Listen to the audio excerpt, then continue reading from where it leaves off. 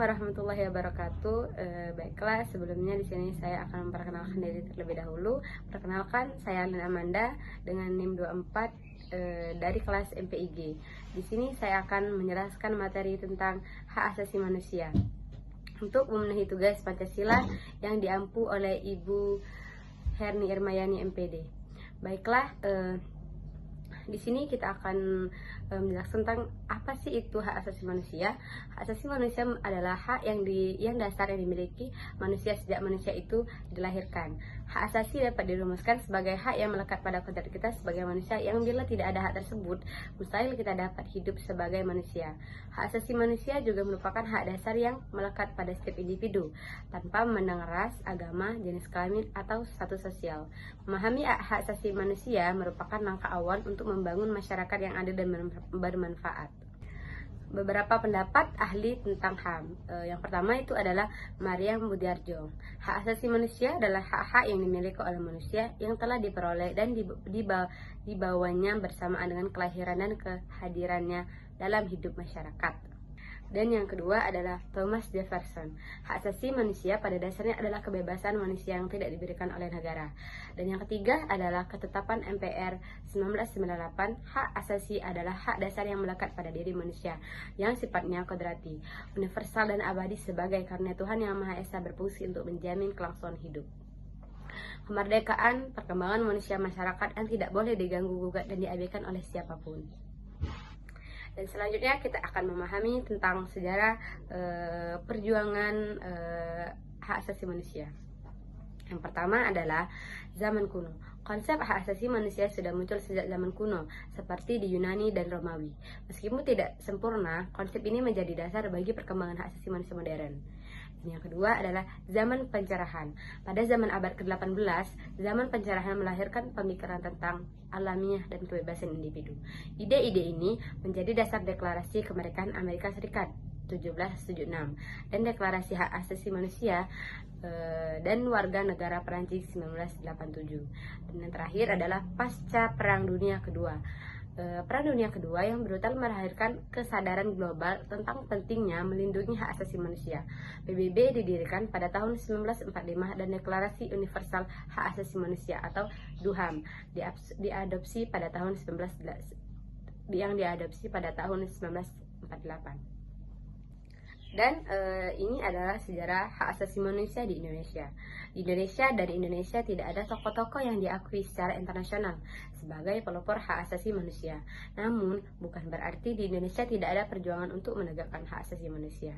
Perjuangan menegakkan hak asasi manusia dimulai sejak adanya penjajahan di Indonesia. Perjuangan ini tidak semata-mata hanya perlawanan mengusir penjajah. Namun, lebih jauh dari itu, pada dasarnya juga merupakan perjuangan untuk menegakkan hak asasi manusia. Hak asasi manusia secara konseptual, konsep tantangan HAM bangsa Indonesia dapat diruntut secara proklamasi kemerdekaan. Dan ini adalah hak asasi manusia dalam Undang-Undang Dasar 1945. Mengenal hak asasi manusia dalam Undang-Undang Dasar 1945 tertuang dalam pasal 28A sampai 28C Undang-Undang Dasar 1945. KBBI mengartikan hak asasi manusia atau HAM adalah hak yang dilindungi secara internasional, seperti hak untuk hidup, hak kemerdekaan, hak untuk memiliki, dan hak untuk mengeluarkan pendapat. Beberapa pasal HAM dalam Undang-Undang Dasar 1945. Yang pertama adalah pasal 28A Undang-Undang Dasar 1945 mengatur hak hidup. Dan yang kedua adalah pasal 28C Undang-Undang Dasar 1945 mengatur hak untuk mengembangkan diri. Yang ketiga adalah pasal 28B Undang-Undang Dasar 1945 mengatur hak berkeluarga dan melanjutkan keturunan. Hak dan kewajiban sebagai warga negara. Hak dan kewajiban adalah dua konsep penting dalam kehidupan bermasyarakat, termasuk dalam konteks warga negara. Sebagai warga negara Indonesia, kita memiliki hak-hak yang harus dihormati dan dipenuhi, serta kewajiban-kewajiban yang harus dilaksanakan sebagai bentuk tanggung jawab kita terhadap negara dan masyarakat. Beberapa hak dan kewajiban warga negara Indonesia seperti berikut. Yang pertama adalah hak atas pekerjaan dan penghidupan yang layak. Yang kedua adalah hak untuk hidup dan mempertahankan kehidupan. Dan yang ketiga adalah wajib menaati hukum dan pemerintahan. Wajib menghormati hak asasi manusia orang lain. Next, realisasi HAM dalam Negara Kesatuan Republik Indonesia. Penegakan hak asasi manusia di Indonesia, pelaksanakan hak asasi manusia di Indonesia dianggap kurang terlaksana dengan baik. Kasus-kasus yang terjadi di Indonesia seperti penanganan Aceh, Timur Timur, Maluku, Poso, Papua, Semanggi, dan Tanjung Priuk dianggap sebagai pelaksanaan perlindungan hak asasi manusia yang belum berjalan.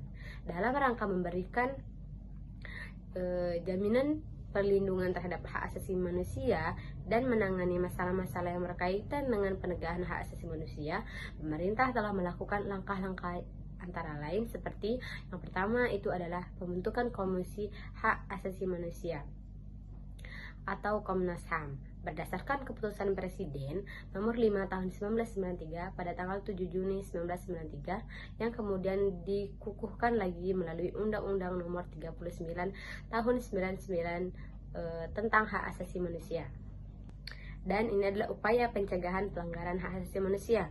Upaya pendekatan keamanan dengan mengedepankan upaya represif menghasilkan stabilitas keamanan yang sangat stabil, namun dianggap banyak sekali menimbulkan terjadinya pelanggaran hak asasi manusia. Hal ini tidak boleh terulang kembali. Untuk itu, supremasi hukum dan demokrasi harus ditegakkan, pendekatan hukum dan dialogis harus dikemukakan dalam rangka melibatkan partisipasi masyarakat dalam kehidupan berbangsa dan bernegara. Para pejabat penegak hukum harus memenuhi kewajiban tugas yang dibebankan kepadanya dengan memberikan pelayanan yang baik dan adil kepada masyarakat mencari keadilan, memberikan perlindungan kepada semua orang, menghindari tindakan kekerasan yang melawan hukum dalam rangka menegakkan hukum. Perlunya sosial kontrol dalam lembaga politik terhadap dalam upaya penegakan hak asasi manusia yang dilakukan oleh pemerintah. Dan kesimpulannya adalah penegakan hak asasi manusia merupakan tanggung jawab bersama, seperti individu memiliki peran penting dalam menjaga hak-hak mereka sendiri dan hak-hak orang lain.